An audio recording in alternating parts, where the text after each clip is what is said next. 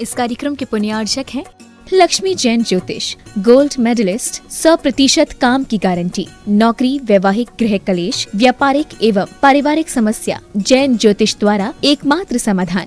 संपर्क सूत्र 9601775705। रवि मसाले ग्रुप, रवि मैजिक, परंपरा स्वाद की, माँ के हाथ की।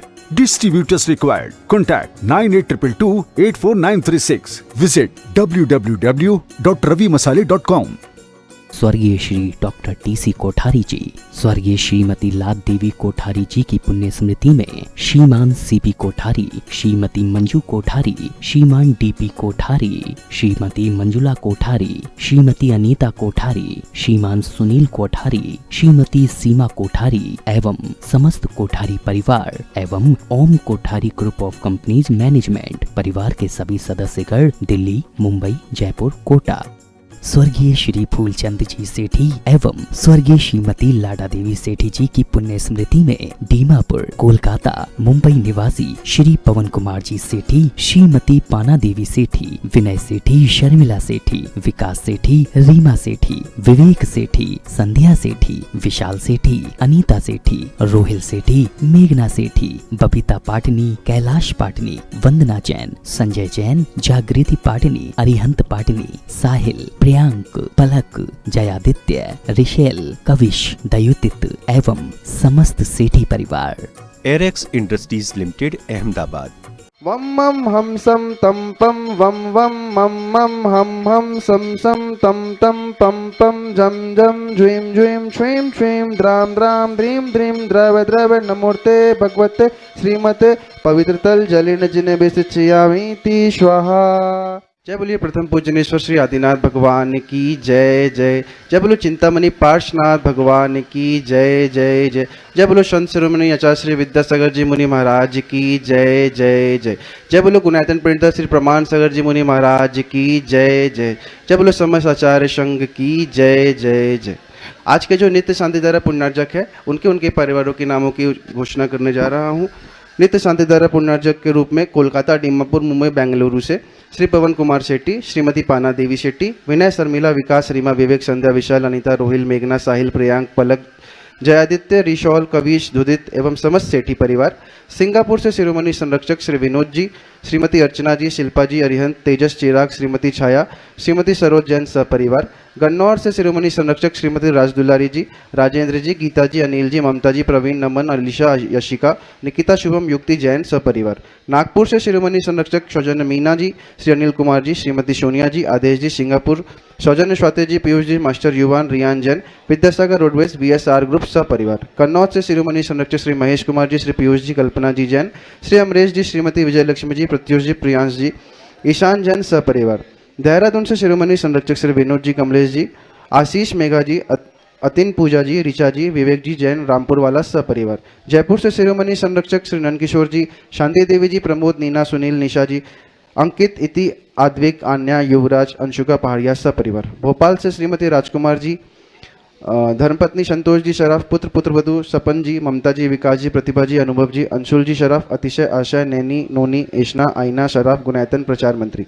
दिल्ली सूरत से श्री विनोद जी, अनिल जी, अमित जी, सचिन जी, विवेक जी सपरिवार।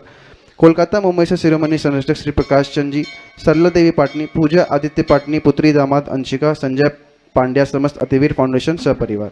मिर्जापुर से शिरोमणि संरक्षक श्री विमल कुमार जी, ऋषभ कुमार जी, विक्रम, विकास, किरण, सुमन, सारिका, आशिका, मुस्कान, महक, आदित्य जैन सपरिवार। गंज बाशोदा से शिरोमणि संरक्षक स्वर्गीय अजित कुमार जी, श्रीमती जतनबाई जी, स्वर्गीय अनिल कुमार जी, श्रीमती मंजुलता, सुपुत्र एकांश, श्वेता जी, जियांसी, मनस्वी जैन सपरिवार। फिरोजाबाद से शिरोमणि संरक्षक श्री ललितेश जी, श्रीमती कमलेश, दिनेश, मीना, मुकेश, संजू, नितिन, पूजा, अंकित, रूबी, पारस, निशु, श्रेयांश, अर्ची, अनंत, मितांशी, वाणी, ओजस, प्राची जैन सपरिवार। गुड़गांव से श्रीमणि संरक्षक श्री अजित प्रसाद जी, श्रीमती संतोष देवी, पंकज जी, डॉली जी, ऋषभ जी, अभिनंदन जी, संजना जी, संजय जी, नैन्सी, यश जैन सपरिवार। कोलकाता से श्री सुमेरमल जी, श्रीमती नर्मदा देवी जी जैन, अजय जी, रिंकू जी, अरविंद जी, पिंकी जी, कुशाग्र जी, जवल्या, भव्या, तक्ष जी, चोड़ीवाल सपरिवार। भोपाल से शिरोमणि संरक्षक श्रीमती विनीत संगीता जी, पुलकित दिव्या जी, पुनीत सैफाली जी, शुरबित मेहल जी, श्रीमती शारदा जी, शिखरचंद जी, हर्षित जी, सुष्मित जी, गोदाशा परिवार। दुर्गापुर से शिरोमणि संरक्षक श्री अनिल जी, श्रीमती अमिता जी, शशांक जी, प्रीति जी, तरुण, अनुपमा, आलोक, श्वेता, मितुल, मानवी, सिमरन, ईशानवी, अहेली, शंभव जी जैन परिवार। नवी मुंबई से शिरोमणि संरक्षक श्री प्रमोद जी, सुमन, स्वाति, शाका, श्रिया मावड़िया, प्रेरणा, विशाल, विवान जी गुप्ता परिवार। आगरा से श्री चक्रेश जैन, श्रीमती शिखा जैन, पुत्री पुत्रवधू प्रखर जैन, सौम्या जैन USA। सागर से संस्थापक सदस्य श्री प्रेमचंद जी, श्रीमती संध्या जी, सौरभ, रूही, गौरव, अनामिका, नीरज, पायल, दिव्यांश, जिताशा, शुभंकर, हिताशा, दिविशा जैन उपकार परिवार। कोलकाता से शिरोमणि संरक्षक श्री प्रेम जी, श्रीमती प्रमीला जी, पुत्र श्रेयांश जी, ऋषि जी जैन परिवार। जबलपुर से गुणायतन उपाध्यक्ष श्री अरविंद राजा जी, सुनीता जी, अंकित जी, अनामिका जी, राहुल, तनुकृति, वीरम, अनीशी जैन परिवार। टीकमगढ़ से संस्थापक सदस्य श्री बाबूलाल जी सतभैया, अखिलेश जी, श्रीमती मीना जी, असीम जी, श्रीमती रिम्पी जी, अपूर्व जी, श्रीमती सृष्टि जी, सिद्धेश, दिविज, अध्ययन सतभैया परिवार। सबका मंगल और कल्याण हो। जो नित्य शांति धारा के पुण्यार्जक है उनके उनके परिवार में सुख, शांति, समृद्धि, उत्तम स्वास्थ्य की वृद्धि हो। आज जिन्हें प्रत्यक्ष रूप से शांति धारा करने का पुण्य लाभ मिला है, ऐसे नीलेश कुमार जैन, श्री राजकुमार, श्रीमती शिखा जैन, सम्यक शाश्वत जैन, बंडा वाले, नेहा नगर, मखरौनिया सागर, इनके परिवार में सुख, शांति, समृद्धि, उत्तम स्वास्थ्य की वृद्धि हो। दूसरी ओर से श्रेयांश, गुणमाला, पद्मा, आशा, केयूर, विनायक, गरिमा, पूर्वा, रुचि, विकास, वैभव, अद्विती, समस्त सरावगी परिवार, इंदौर, इनके परिवार में सुख, शांति, समृद्धि, उत्तम स्वास्थ्य की वृद्धि हो। आशीष जैन, गौरव जैन, विकास जैन, अनुराग जैन, सिंघई, रोहित जैन, रागिनी, संगीता जैन, राहुल जैन, सतना, इनके परिवार में सुख, शांति, समृद्धि, उत्तम स्वास्थ्य की वृद्धि हो। प्रेम बाई, विमल कुमार, सुशीला देवी, पप्पू देवी, सरोज, राजुल देवी, महावीर, मैना देवी, लोकेश, सीमा देवी, लवेश, महित, ओजस, सिद्धम, नब्या के जन्म दिवस के उपलक्ष्य पर झातला, नीमच, इनके परिवार में सुख, शांति, समृद्धि, उत्तम स्वास्थ्य की वृद्धि हो। गुणायतन दृष्टि मनोज, अमिता, राय, मोहित, रितिका, मंगलम, राही परिवार, कन्नौज, इनके परिवार में सुख, शांति, समृद्धि, उत्तम स्वास्थ्य की वृद्धि हो।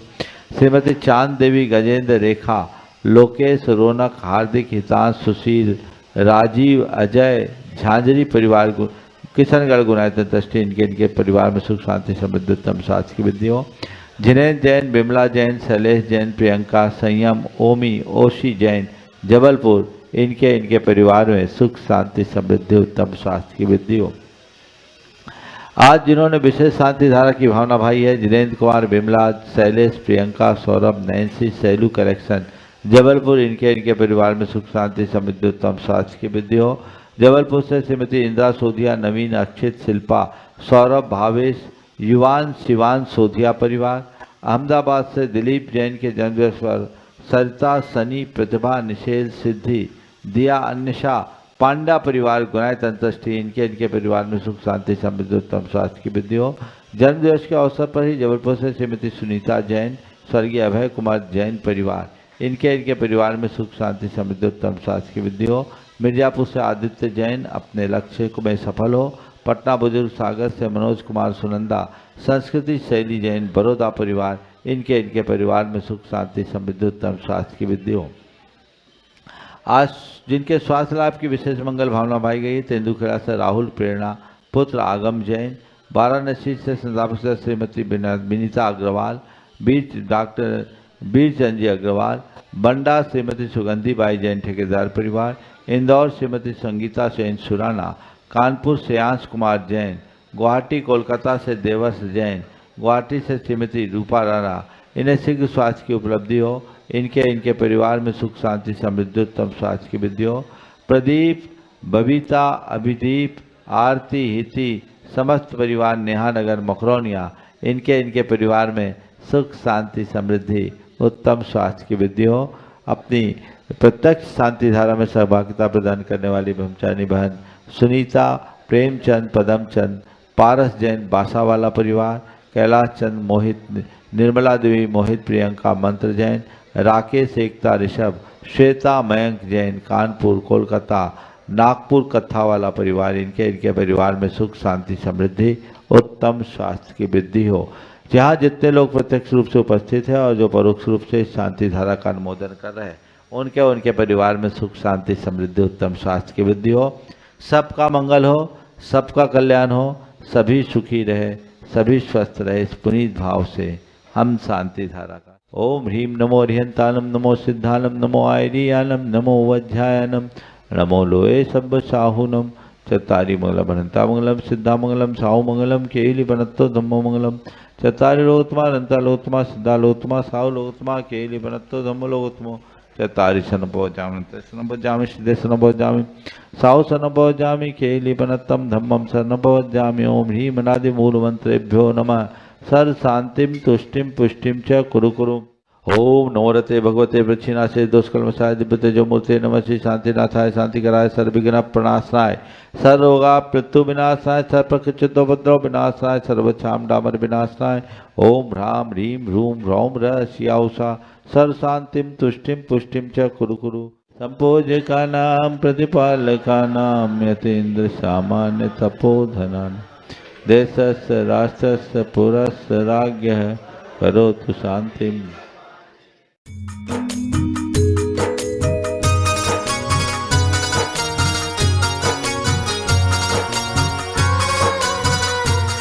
आदिदेव खजराट श्री भगवान महावीर स्वामी की जय जय जय। अहिंसा परमो धर्म की जय जय जय। परम पूज आचार्य गुरुवर श्री विद्यासागर जी महाराज की जय जय जय। बोले परम पूज मुनि श्री 108 प्रमाण सागर जी महाराज की नमोस्तु।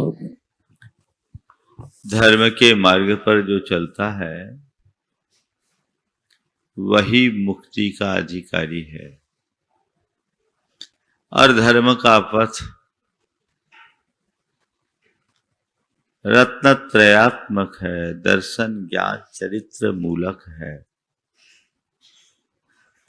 दर्शन ज्ञान और चरित्र के संदर्भ में कल बात आई तो दो तरह की बातें उपस्थित हुई। एक निर्वृत्ति रूप तो दूसरी प्रवृत्ति रूप। प्रारंभिक भूमिका प्रवृत्ति से शुरू होती है जो निर्वृत्ति पर जाकर के पूर्ण हो जाती है।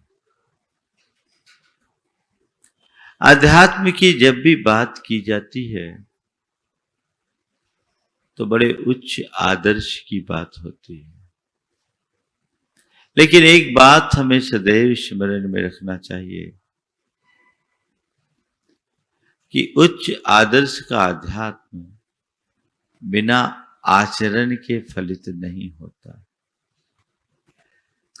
आचरण में शुरुआत प्रवृत्ति से होती है और उसकी पूर्णता निर्वृत्ति में जाती है। प्राय लोग निर्वृत्ति की बातें करते करते भटक जाते हैं, भ्रमित हो जाते हैं। वस्तु स्वरूप को ठीक तरीके से न समझ पाने के कारण अनेक प्रकार की भ्रांत धारणाएं जनमानस में बना दी गई। आज कुछ खास बातें मैं आप सबसे करूंगा। मोक्ष मार्ग सम्यक दर्शन ज्ञान और चारित्र मूलक है। इसमें सबसे पहली बात सम्यक दर्शन की है। कहते हैं सम्यक दर्शन के अभाव में हमारा जीवन नहीं चल सकता। मोक्ष मार्ग में हमें आगे बढ़ना है तो हमारे अंदर श्रद्धान होना चाहिए, हमारे अंदर ज्ञान होना चाहिए, हमारे अंदर आचरण होना चाहिए। श्रद्धा, ज्ञान और आचरण तीनों जरूरी है। इसे हम एक नसैनी के माध्यम से समझ सकते हैं। नसैनी होती है, इसके आजू बाजू में दो पाए होते हैं, बीच में कुछ आड़ी लकड़ियां होती हैं। आड़ी लकड़ी के अभाव में आजू बाजू के पाए व्यर्थ हो जाते हैं और आजू बाजू के पाए के अभाव में आड़ी लकड़ी की लकड़ियां भी अर्थहीन हो जाती हैं। आजू बाजू की जो दो लकड़ियां हैं वो सम्यक दर्शन और सम्यक ज्ञान की प्रतीक है। और बीच की जो आड़ी लकड़ी है वो सम्यक चारित्र की प्रतीक है, जो हमारे उत्तरोत्तर आध्यात्मिक विकास का द्योतक है। जैसे एक नशेनी के लिए इन तीनों की जरूरत है, वैसे ही सिद्धि के शिखर पर पहुंचने के लिए भी इन तीनों की आवश्यकता है। एक भी कम हो गया तो काम नहीं चलेगा। इसे दूसरे संदर्भ में लें तो इसे हम अपनी मस्तिष्क, आंख और पैरों के प्रतीक के रूप में भी देख सकते हैं। मस्तिष्क से हम निर्णय लेते हैं, आंखों से देखते हैं और पांवों से चलते हैं, तब कहीं जाकर हम चलने में समर्थ हो पाते हैं। यदि हमारा कोई निर्णय ना हो, हम चलते रहें तो चलते रहेंगे, कहीं पहुंच नहीं पाएंगे।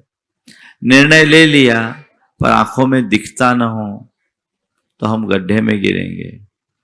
निर्णय लिया, आंखों में दिख भी रहा है पर पांव काम न करे तो हम कहीं नहीं पहुंच पाएंगे। तीनों की जैसे जरूरत है वैसे ही साधना के पथ पर श्रद्धान की जरूरत है, ज्ञान की जरूरत है, आचरण की जरूरत है। अब सवाल है, किसका श्रद्धान, किसका ज्ञान और कैसा आचरण? जब हम धर्म की बात करते हैं और आचार्य कुंद से बात करते हैं तो वे तो समय सार में कहते हैं, देख जीवन का सच्चा आनंद लेना है तो सीधे अपने आप में डूब, अपने आप का श्रद्धान कर, अपने आप का ज्ञान कर और अपने आप में डूब जाने वाला आचरण कर। जहां अपने से बाहर किसी की स्वीकृति ना हो, केवल स्वयं की स्वीकृति और स्वयं में की अनुभूति हो, उसमें डूब जाओ, पर से नाता तोड़ो। वो कहते हैं जो आत्मा में डूबा है वो सम्यक दृष्टि है और जो आत्मा से बाहर है वो मिथ्या दृष्टि है। वहां जब हम सम्यक दर्शन की बात करते हैं तो वो कहते हैं, जो चत्तारि विपाये छिंदधिकम बंध मोह करे, सो निसंकोचेदा सम्मादिठी मुने अब्बो। वे बड़े आत्म ध्यान की बात करते हैं कि जो चारों प्रकार के कर्म को बांधने वाले मोहकारक पादों को छेदते हैं, मिथ्यात्व को, असंयम को, कषाय को और योग को, वो सम्यक दृष्टि है। अर्थात जो वीत राग अवस्था को प्राप्त कर लिया वो सम्यक दृष्टि। उससे बाहर वो सब मिथ्या दृष्टि। इसी बात को वो मोक्ष पहाड़ में जाकर के तो और खुले शब्दों में कहते हैं, सद्दब्ब रहो शमनो सद्दृष्टि होई नीमेन। कि जो सद्रव्य में लीन श्रमण है वही सम्यक दृष्टि होता है। और सम्मत परिणदो पूर्ण हने दुठट्ट कम्माई, वो अपने सम्यक्त में परिणत होकर आठों कर्म का नाश करता है। इससे उलट परदब्ब रहो समनो मिच्छा इट्ठी हवे नीमेन मिच्छत परिणदोन बंधे दुठट्ट कम्माई। स्वद्रव्य में जो लीन है, रत है, वो सम्यक दृष्टि, और पर द्रव्य में जो रत है वो मिथ्या दृष्टि। शब्द सुनने में बड़ा आनंद आता है, लेकिन जब इसके अर्थ को देखते हैं तो लगता है कि ये बिल्कुल अलग बात है, बहुत ऊंची भूमिका की बात है। अगर इस अर्थ से हम सम्यक दृष्टि और मिथ्या दृष्टि की विवेचना करने लगे तो प्रवृत्ति में जीने वाले सब कोई मिथ्या दृष्टि साबित होंगे कि नहीं? और हम आपकी बात तो जाने दीजिए, जिस समय आचार्य कुंद इस गाथा को लिख रहे हैं, वो गाथा पर द्रव्य में रत होने का द्योतक है, क्योंकि वो अपनी आत्मा से भिन्न भव्य जीवों के हित के भाव से लिख रहे हैं। स्वद्रव्य में रत है या पर द्रव्य में? और ये क्या करे, पर द्रव्य रहो मिथ्या दृष्टि, सद्द्रव्य रहो शमनो सद्दृष्टि। तो आचार्य कुंद खुद उस घेरे में आ गए। उन्होंने क्या, आ गए तो आ गए, मुझे परवाह नहीं। उनकी दृष्टि में सम्यक दृष्टि होने का मतलब केवल इतना है कि तू अपनी आत्मा को जाना, आत्मा का श्रद्धान किया, मैं शुद्ध आत्मा हूं, ये तूने जान लिया, ये तेरे अंदर श्रद्धान हो गया, तो उसी में रम। जानने के बाद, श्रद्धान होने के बाद भी तू पर में रम रहा है, यानी तेरी समझ नहीं है, तू सम्यक दृष्टि नहीं है, यानी तेरी दृष्टि सही नहीं है, तू समझदार नहीं है, तू मिथ्या दृष्टि। और इतना ही नहीं, हम आपकी बात तो जाने दीजिए, मैं आज आपको कुछ अध्यात्म की गहराई बता रहा हूं, और लोग कहां भूल करते हैं वहां आपका ध्यान केंद्रित करने जा रहा हूं। जब ये कहा जाता है तो आचार्य कुंद कहते, देख कोई भी हो, मैं तो जब समय सार की बात करूंगा तो उसे ही सम्यक दृष्टि मानूंगा जो अपने में डूबा हुआ है, जो अपने से बाहर लग रहा है वो सम्यक दृष्टि नहीं है, चाहे वो श्रुत केवली भी क्यों ना हो। समय सार में वे और आगे बढ़ते हुए कहते हैं, परमानुपमानम पिहुरागादीनम तो विद्यते जस्स नविशो जान दी अप्पा नयम तो सव्वा गम धरो भी अप्पाण मयानंतो अनपयम चा विशो अयानंतो की हो दि सम दिट्ठी जीवा जीवे अयानंतो। जिसके अंतरंग में एक परमाणु बराबर भी राग है, वो अपनी आत्मा को नहीं जानता। नविशो जान दी अप्पा नयम, वो अपनी आत्मा को नहीं जानता। कौन? हम तुम जैसे साधारण? बोले नहीं, सव्वा गम धरो भी, सारे वांगमय का ज्ञाता होने पर भी श्रुत केवली कल्पोपी नहीं हो सकता। यही बात उन्होंने प्रवचन सार में भी लिखी, और इसी आशय की बात उन्होंने अष्टपहुड़ में भी लिखा। बोले वो सम्यक दृष्टि नहीं। और फिर कह रहे अपानमयानंद, तो जब अपनी आत्मा को नहीं जानता, अनपयम चा विश्वयानंद, तो वो अनात्मा को भी नहीं जानता।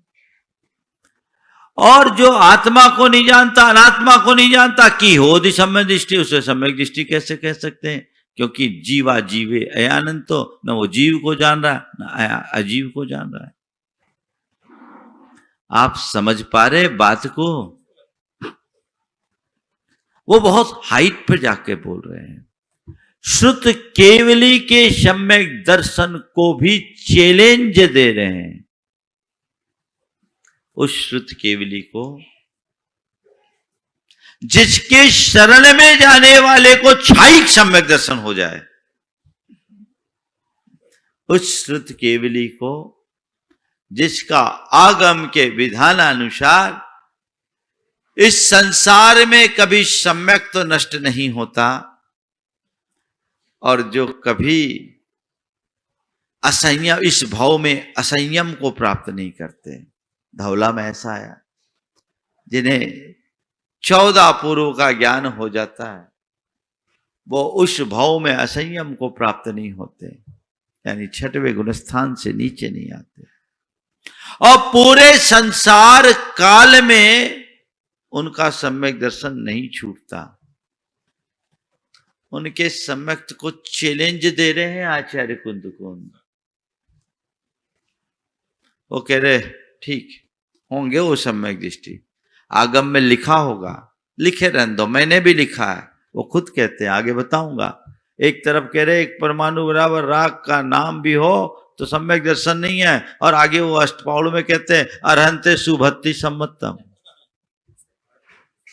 अरहंत भगवान के प्रति उमड़ने वाली शुभ भक्ति का नाम सम्यक है। वे कहते पर में रत रहने वाला मिथ्या दृष्टि है, तो कहते हैं अत्तागम तच्चानम सद्धनम हो ही सम्मतम। आप आगम और तत्व के श्रद्धान का नाम सम्यक दर्शन है। एक तरफ कहते तच्चरुई सम्मतम, तत्व की रुचि का नाम सम्यक है, तो दूसरी तरफ कहते हिंसा रहिए धम्मे 18 दोष बज्जिए देवे निगंथे पवने सद्धनम हो ही सम्मतम। हिंसा से रहित धर्म में, 18 दोष रहित देव में, निर्गंथ मुनि में, और प्रवचन यानी शास्त्र में श्रद्धान का नाम सम्यक दर्शन है। परस्पर विरोधी बात नहीं, बात विरोधी दिखती है लेकिन इसमें कोई विरोध नहीं। अगर हम हर बात को उसके मूल संदर्भ से जोड़कर समझना चाहें तो ये सब बातें हमारे लिए बड़ी सुग्राह्य हो सकती है। जब कभी भी हम मिथ्या दृष्टि कहेंगे तो अध्यात्म में वो एक गाली है, पहला गुणस्थान। पर समय सार में आचार्य खुद कह रहे हैं मैं यहां बीतराग सम्यक दृष्टि को ही सम्यक दृष्टि मान रहा हूं। वो निश्चय सम्यक दर्शन की बात करते हैं। किसकी बात करते हैं? और हम जिन्हें अभी सम्यक दृष्टि कह रहे हैं वो सब व्यवहार में। दोनों में बुनियादी अंतर है। 4 बातें आप सबसे कहूंगा। आस्था, आश्वासन, आचरण, अनुभूति। आस्था, आश्वासन, आचरण, अनुभूति क्या है समझिए। प्रारंभिक भूमिका में श्रद्धा होती है आत्मा की। जान लिया मैं कौन हूं, मेरा क्या है, मेरा स्वरूप क्या है। लेकिन पुराना जो संस्कार है वो अंदर से उद्वेलित करता है, वो प्रभावित करता है। उसके परिणाम स्वरूप आचरण वैसा नहीं हो पाता। आस्था अलग, आचरण अलग, भिन्नता दिख रही है लेकिन जी नहीं पा रहे हैं। और एक भूमिका वो है जान लिया तो पर से कोई मतलब नहीं। जैसी आस्था वैसा आचरण। मैं शुद्ध आत्मा हूं तो बस मैं हूं, मैं भी नहीं हूं, पर का कोई संबंध ही नहीं, उसी में डूब गया। ये परम अनुभूति है। लेकिन मैं तो हूं, आत्मा तो हूं, लेकिन ये मेरा शरीर है, ये परिवार है, ये परिजन है, ये धन है, ये संपत्ति है, ये जो अंदर से जुड़ा है वो अपनी ओर आकृष्ट कर रहा है। जान रहे, श्रद्धान है कि इनका मुझसे कोई नाता नहीं है, एक परमाणु भी मेरा नहीं है, पर मेरे पास है, भी मेरे काम का है। चित्त उनके साथ लग रहा है। जहां आस्था और आचरण में भिन्नता हो उसका नाम है सराग सम्यक दर्शन, व्यवहार सम्यक दर्शन। और जहां आस्था और आचरण की एक रूपता हो उसे कहते हैं बीतराग सम्यक दर्शन या निश्चय सम्यक दर्शन। इसे एक उदाहरण से समझिए। हर सिगरेट के डब्बे पे लिखा होता है इंजीरियस फॉर हेल्थ, लिखा रहता है, वैधानिक चेतावनी है। सिगरेट में जहर है, हर गुटखा के पाउच पर लिखा होता है ना। और जो पढ़े लिखे नहीं है उनके लिए वो चेहरा बना होता है बिच्छू जैसा, है ना, लिखा है। लेने वाला जान भी रहा है, मानता भी है कि हाँ भैया ये जानलेवा है, पर कहता क्या करूं, छूटती नहीं है, छोड़ूंगा अभी नहीं। ये क्या है? वो ये नहीं कह रहा कि ये अमृत है, पर अभी इसके बिना मुझसे रहा नहीं जाता, जहर है जान करके भी ले रहा है। यहां आस्था एक तरफ, आचरण विपरीत है। दूसरी ओर एक व्यक्ति को कहा जाए ये साइनाइड है, पोटासियम साइनाइड, इसका थोड़ा स्वाद बता दो, तुम्हें 10 लाख देंगे। हालांकि किसी को कहना नहीं, न फंस जाओगे, मैं तो उदाहरण के लिए दे रहा हूं। कोई व्यक्ति अगर ऑफर करे कि तुम्हें 10 लाख देंगे, इसका स्वाद बता दो, आप क्या करोगे? ना बाबा ना, ये नहीं हो सकता। क्यों? अगर मुंह में डालेंगे तो स्वाद बचाने लायक ही नहीं बचेंगे, ये तो जहर है, जहर। जहर सिगरेट में भी है, जहर साइनाइड में भी है ना। लेकिन साइनाइड के जहर को छूने का भी मन नहीं होता, और सिगरेट का जहर चलता है। ऐसी हमारी श्रद्धा 2 स्तर की होती है। जब तक पर द्रव्य और विषयों के प्रति हमारी श्रद्धा सिगरेट जैसी होती है, वहां आस्था अलग और आचरण अलग होता है। लेकिन जब वही श्रद्धा साइनाइड जैसी हो जाती है, जैसी आस्था वैसा आचरण, वहां केवल और केवल आत्मा है, अनात्मा का कोई लेना देना ही नहीं। जब आचार्य कुंद कुंद कहते हैं सद्दव्वरो समनो सम्मा इठी हवे नी में, तो वो केवल उसी निश्चय सम्यक्त की बात करते हैं, उसी बीत राग अवस्था की बात करते हैं, जहां आस्था और आचरण में एक रूपता है। अपने नीचे की भूमिका में जीने वाले लोग आस्था अलग, आचरण अलग, कर नहीं पाते, कदाचित करना चाहते भी हैं, लेकिन मन इतना दुर्बल बन जाता है कि कर नहीं पाते, उसी में रमते हैं। एक पौराणिक प्रसंग से अपनी बात आगे कर रहा हूं। रामायण पर आधारित प्रसंग है। सबने जैन परंपरा में पद्म पुराण पढ़ा सुना होगा। श्री राम का चरित्र वर्णित है। ऐसा कहते हैं जब लक्ष्मण जी की मृत्यु हो गई, रामचंद्र जी उसे स्वीकारने को तैयार नहीं हुए कि लक्ष्मण मर सकते हैं। उन्होंने लक्ष्मण जी की मृत काया को 6 महीने तक अपने कंधे पे टांगा रखा, इधर उधर भटकते रहे। अगर किसी ने भूल से भी कह दिया कि लक्ष्मण जी तो चल बसे, बोले तू मरे तेरा बाप मरे, इस बात को स्वीकारने को राजी नहीं थे।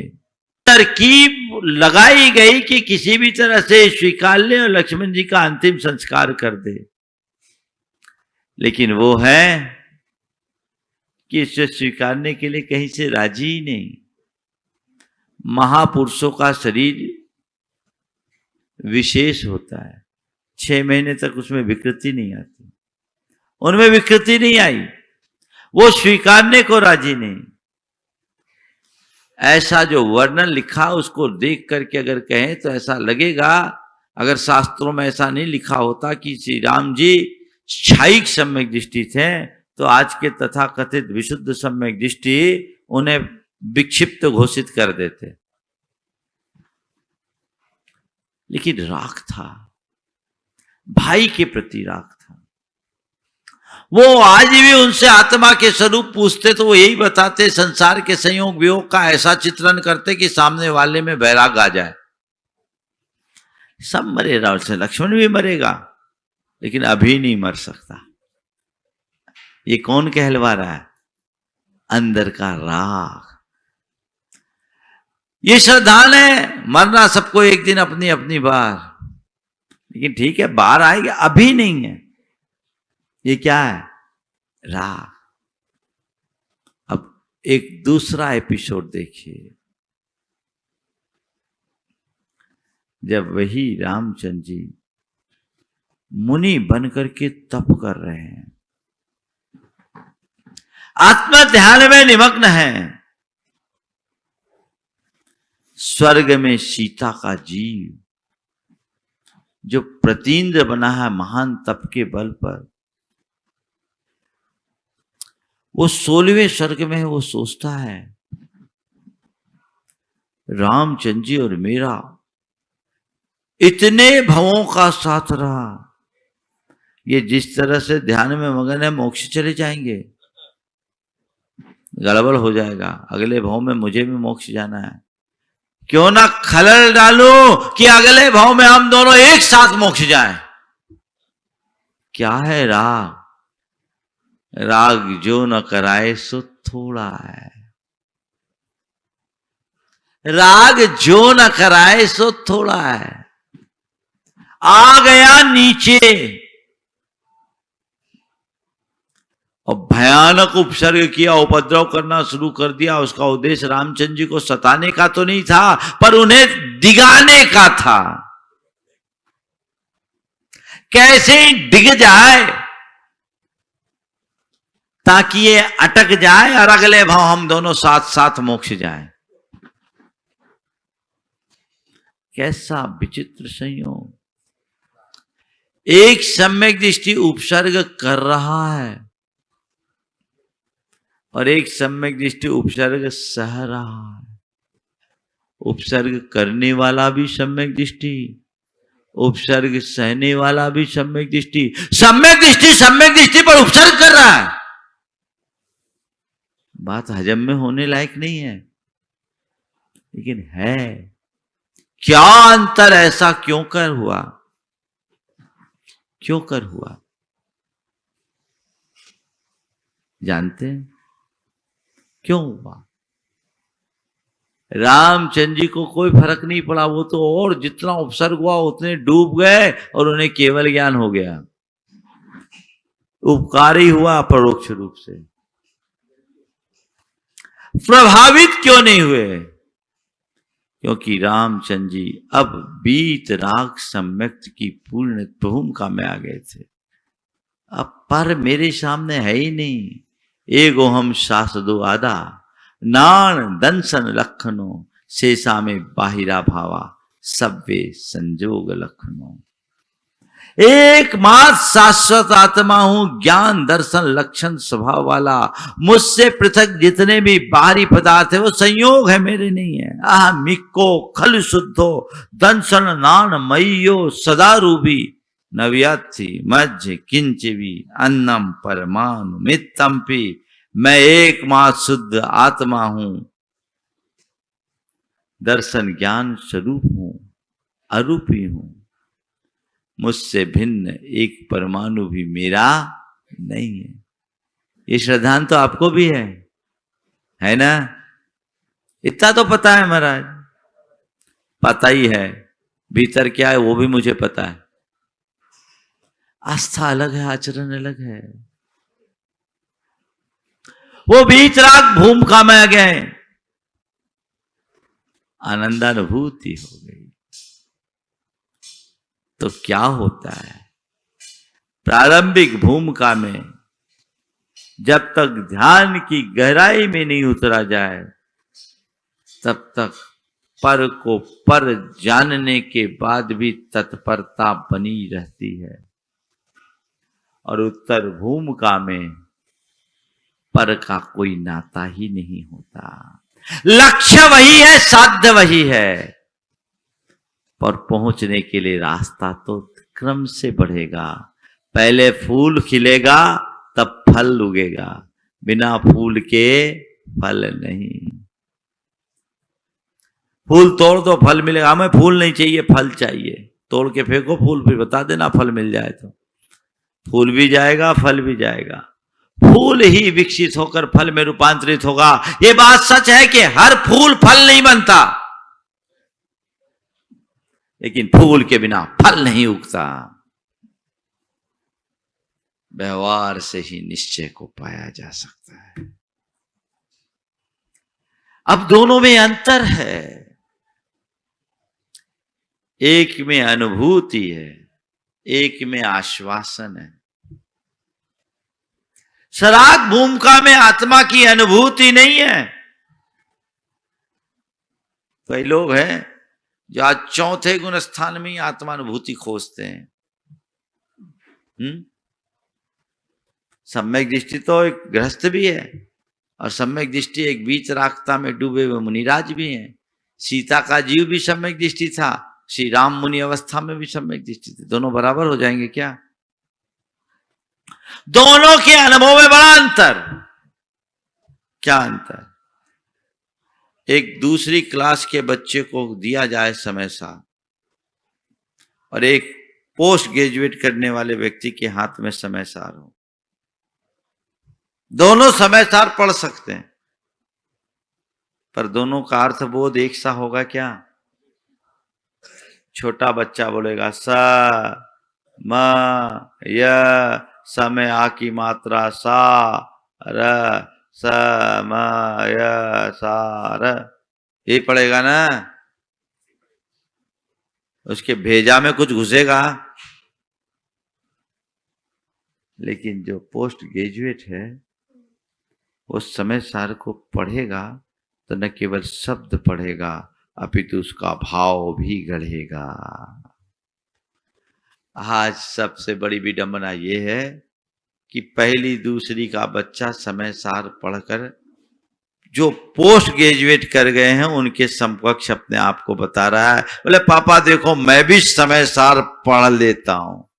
बेटा पढ़ ले, पर बाप अंदर ही अंदर हंसता है। समझ में आ रही है बात? इसी ने सब गड़बड़ किया। तो महाराज ये अलग अलग उपदेश क्यों दिया, हम लोग कंफ्यूज ही नहीं होते? तो भैया उपदेश पात्र के अनुरूप होता है। जो पाप में मग्न है उसको बोलते हैं पहले पाप छोड़, और जो पाप को छोड़ चुका उसको बोलते हैं इससे भी ऊपर उठ, अपने में दू। वैद्य के पास एक मरीज गया, कमजोरी का शिकार था। वैद्य ने उसे देखा, कहा तुम्हारा लीवर खराब है, घी खाना बंद कर दो। उसको घी का त्याग करा दिया। दूसरा व्यक्ति गया, वो जवान था, वो भी कमजोरी का शिकार था। पूछा क्या करते हो? बोले पहलवानी। खाते क्या हो? बोले रूखी रोटी। बोले रूखी रोटी खा करके पहलवानी करोगे तो कमजोरी नहीं तो क्या होगी? कल से घी का हलवा खाया करो। सामने वाला बड़ा आश्चर्य, एक ऐसा वैद्य है, एक ही बीमारी के दो लोगों को अलग अलग इलाज, एक से घी छुड़वा रहे हैं और एक को घी खाने बोल रहे हैं। बोले बात क्या है? बोले भैया रोग के अनुसार चिकित्सा की जाती है, रोगी के अनुसार नहीं। तुम्हारा लीवर खराब है इसलिए घी तुम्हारे लिए जहर है, और तुम पहलवान हो तो तुम्हारे लिए घी की जरूरत है, घी तुम्हारे लिए अमृत है। समझ गए? पर क्या बताएं, आज यही हो रहा है। जिनका लीवर खराब है वो घी का हलवा खा रहे हैं, सो लीवर तो गया, हलवा और बेकार हो रहा है। उन्हें अपने लीवर को दुरुस्त करने की जरूरत है, तब हलवा खाए। अभी तो खिचड़ी खा के काम चला है, मट्ठा पी के काम चला है। समझ गए? तो आगे बढ़ेंगे। पात्रानुरूप उपदेश। अनुभव समान नहीं होते। आत्मा की अनुभूति केवल और केवल उन्हें होती है जो वीतराग दशा को प्राप्त करते हैं। यहां क्या है? यहां आश्वासन है। जैसे कोई बहुत प्यासा हो, प्यास से पीड़ित हो, तो प्यास से पीड़ित व्यक्ति को कहा जाए कि जाओ, वो 1 मील आगे नदी बह रही है, वो उधर जा रहा है। थोड़ी राहत से मिली कि भैया आप पानी मिलेगा, अभी तक तो प्राण निकले जा रहे थे।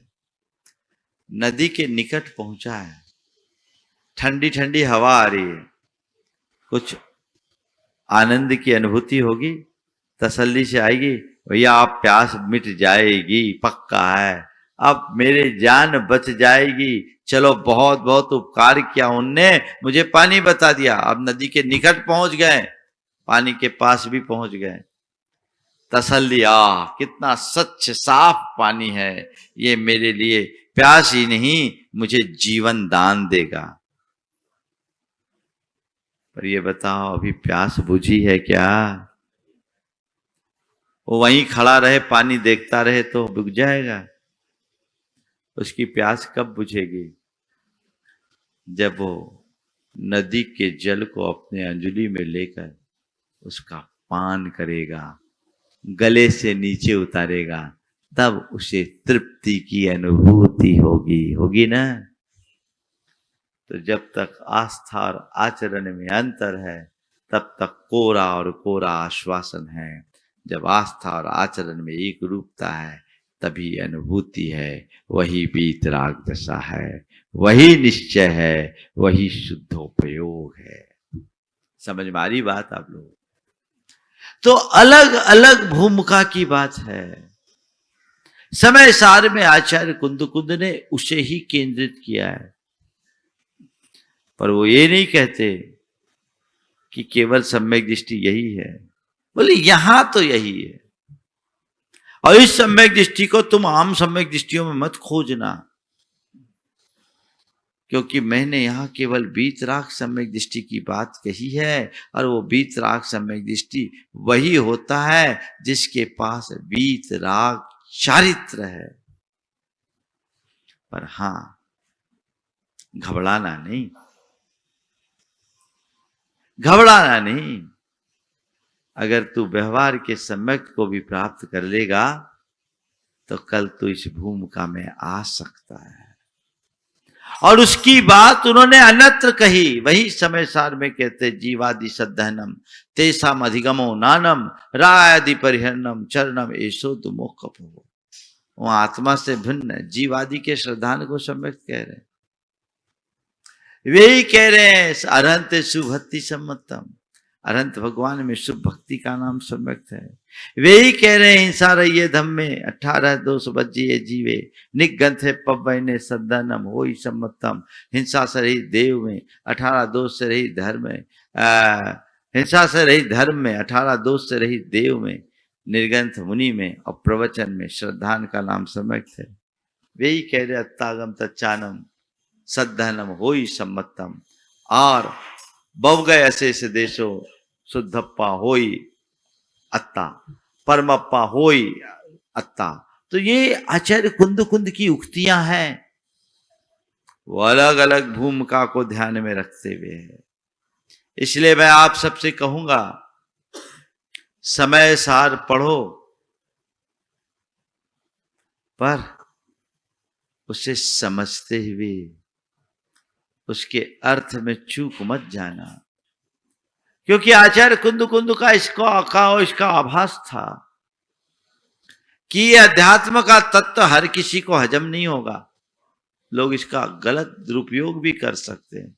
इसी आशंका से प्रेरित होकर उन्होंने समय सार में लिखा, तम एयत वियत्तम तम एयत विभत्तम दाये हम अपनो सवेन जदि दाये जपमानम चुके ज छलम न घेतब्बम।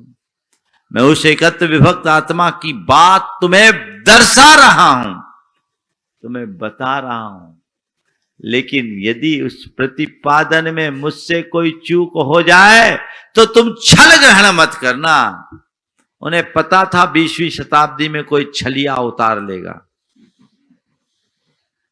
कोई छल ग्रहण कर सकता है, अर्थ का अनर्थ हो जाएगा, चूक जाओ। और इन अर्थों को लेकर के नीचे की भूमिका में रहने वाले को मिथ्या दृष्टि मत कह देना कि जो परद्रव्य में रथ है सो मिथ्या दृष्टि। तो अनंत की भक्ति करने वाला भी मिथ्या दृष्टि, देव गुरु शास्त्र के प्रति समर्पित रहने वाला भी मिथ्या दृष्टि नहीं। भूमिका के अनुरूप ही उपदेश होता है और हम जिस भूमिका में हमें उसमें चलना है। आज जो बात मैंने आपसे की केवल अपने कंसेप्ट को ठीक करने के लिए कहा। मैं आपसे कहूंगा कि समय सार को अगर पढ़ना है और सुनना है ना तो उसके मुख से सुनो, जिसने समय सार को पढ़ा नहीं, जिसने समय सार को जिया है, जिसने समय सार का अनुभव किया है। गुरु मुख से ही समय सार सुनो तो जीवन का आनंद है। नहीं तो लोग समय सार का अर्थ समय के हिसाब से निकाल देंगे, कुछ को अंडरलाइन करेंगे, कुछ को अंडरग्राउंड करेंगे, मामला बिगड़ जाएगा। ऐसा नहीं होने चाहिए। अलग अलग भूमिका के अनुरूप सबकी अनुभूतियां होती। एक बार एक भाई ने कहा, महाराज जी आप चौथे गुण स्थान में शुद्ध आत्मा की अनुभूति मानते हो कि नहीं मानते हो? मैंने कहा आचार्यों ने माना होता तो मैं मानता, उनने नहीं माना तो मैं कैसे मानूंगा? बोले महाराज जी जो अनुभूति ऊपर होती वो नीचे भी होती, जो सम्यक दृष्टि ऊपर है वही सम्यक दृष्टि नीचे है। जब ऊपर के सम्यक दृष्टि को वो अनुभूति हो सकती है तो नीचे की सम्यक दृष्टि को अनुभूति क्यों नहीं हो सकती? मैंने उसे एक किस्सा सुना है कि शिष्य गुरु के चरणों में साधना रत था। एक दिन गुरु के पास शिकायत लेकर चला गया। बोले गुरुदेव इतने सालों से आपके चरणों में है, आपके चरणों में हूं, आपने कहा था मैं तुझे अपनी आत्मा की अनुभूति कराऊंगा, आज तक नहीं हुई। बोले बेटा अभी तुझे और साधना करने की जरूरत है, वक्त लगेगा। बोले गुरुदेव जब आपको अनुभूति हो सकती तो मुझे क्यों नहीं हो सकती? जो आत्मा आपकी वही आत्मा मेरी है। जब आपको वो अनुभूति हो सकती तो मुझे क्यों नहीं हो सकती? गुरु ने कहा इसकी आंख खोलना जरूरी है। कहा एक काम कर, पानी लेके आ। पास में एक नदी बहती थी, एक लोटा पानी लेकर आया। जब पानी आया लोटा लेके सामने रखा शिष्य ने, गुरु ने कहा इसमें नाव चला। इसमें नाव चला। गुरुदेव इसमें नाव कैसे चलेगा? ये तो लोटा है, नाव तो नदी के पानी में चलेगा। गुरु ने कहा जो पानी नदी में है वही पानी नाव लोटा में है। जब नदी में नाव चल सकती तो लोटे में नाव क्यों नहीं चल सकती? जो पानी नदी में है वही पानी लोटे में है। जब नदी के पानी में नाव चल सकती है तो लोटे के पानी में नाव क्यों नहीं चल सकती? दोनों का पानी तो एक है। शिष्य समझ गया गुरुदेव बात बिल्कुल ठीक है, नदी में पानी अथाह है और नाव में लोटे में पानी थोड़ा है, इसमें नाव नहीं चल सकती। गुरु ने इतना ही कहा बेटा तुझे अपनी आत्मा अनुभूति की नाव चलाने की इच्छा है तो बस एक काम कर, इस लोटे को नदी बना दे, नाव चल जाएगी। आज लोग हैं कि लोटे में नाव चलाने की कोशिश कर रहे हैं। चला लो भैया, कागज की भी शायद मुश्किल से चले, कागज की भी मुश्किल से चले, कल्पनाओं की भले चला सकते हो तुम, यथार्थ की नहीं चलेगी। यथार्थ को पहचानो। तो यहां आगे आचार्य कुंद ने सम्यक दर्शन के संदर्भ में जो बातें की है मैं उसकी आप सबसे चर्चा करूंगा और जीवन व्यवहार मूलक बातें करूंगा। आज तो आधार है, कल से लगभग 15 दिन तक केवल सम्यक दर्शन की चर्चा होगी, वो भी आचार्य कुंद की भाषा में, और वह भी आप जैसे सामान्य जनों के लिए जो आचार्य कुंद ने कहा वो हम उनके आशय को समझे और अपने जीवन की दिशा को मोड़े तो वो जीवन में एक बड़ी उपलब्धि होगी। हो सकता आज की कुछ तात्विक बातें लोगों को समझ में नहीं आई हो, लेकिन कल से जो बातें होगी वो ऐसी होगी जो समझ में नहीं आएगी, सीधे भीतर घुसेगी, सीधे भीतर घुसेगी। आज तो हमने बेस बनाया, सम्यक दर्शन क्या है, आचार्य कुंद ने भूमिका के अनुरूप अलग अलग लोगों के लिए सम्यक दर्शन की अलग अलग परिभाषा दी है। और कल से मैं शुरू करूंगा उस परिभाषा को जो एक आम जनों के जीवन के लिए जरूरी है। कल का मुख्य प्रतिपाद्य होगा हिंसा रहिए धम्मे 18 दोष बज्जिए देवे निगंथे पब्बैने सद्धनम होई समतम। देव में, धर्म में, देव में, गुरु में और शास्त्र में श्रद्धान, वो श्रद्धान कैसा होना चाहिए और धर्म का स्वरूप क्या है, देव का स्वरूप क्या है, शास्त्र का स्वरूप क्या है, गुरु का स्वरूप क्या है, ये हमारे श्रद्धान में आना चाहिए, जिससे हम अंतरंग आत्मा को पहचान कर अपने जीवन का पथ प्रशस्त कर सके। क्रम से विवेचन होगा। यहीं पर विराम। बोलिए परम पूज्य आचार्य गुरुवर श्री विद्यासागर जी। इस कार्यक्रम के पुण्यार्चक थे लक्ष्मी जैन ज्योतिष, गोल्ड मेडलिस्ट, 100% काम की गारंटी, नौकरी, वैवाहिक गृह कलेश, व्यापारिक एवं पारिवारिक समस्या जैन ज्योतिष द्वारा एकमात्र समाधान। संपर्क सूत्र 9601775705। रवि मसाले ग्रुप, रवि मैजिक, परंपरा स्वाद की, माँ के हाथ की। Distributors required. Contact 9822284936. Visit www.ravimasale.com. स्वर्गीय श्री डॉक्टर टीसी कोठारी जी, स्वर्गीय श्रीमती लाद देवी कोठारी जी की पुण्य स्मृति में श्रीमान सीपी कोठारी, श्रीमती मंजू कोठारी, श्रीमान डीपी कोठारी, श्रीमती मंजुला कोठारी, श्रीमती अनीता कोठारी, श्रीमान सुनील कोठारी, श्रीमती सीमा कोठारी एवं समस्त कोठारी परिवार एवं Om Kothari group of companies management परिवार के सभी सदस्यगण दिल्ली, मुंबई, जयपुर, कोटा, स्वर्गीय श्री फूलचंद जी सेठी एवं स्वर्गीय श्रीमती लाडा देवी सेठी जी की पुण्य स्मृति में दीमापुर, कोलकाता, मुंबई निवासी श्री पवन कुमार जी सेठी, श्रीमती पाना देवी सेठी, विनय सेठी, शर्मिला सेठी, विकास सेठी, रीमा सेठी, विवेक सेठी, संध्या सेठी, विशाल सेठी, अनीता सेठी, रोहिल सेठी, मेघना सेठी, बबीता पाटनी, कैलाश पाटनी, वंदना जैन, संजय जैन, जागृति पाटनी, अरिहंत पाटनी, साहिल, प्रियांक, पलक, जयादित्य, रिशेल, कविश, दयुतित एवं समस्त सेठी परिवार। एरेक्स इंडस्ट्रीज लिमिटेड, अहमदाबाद।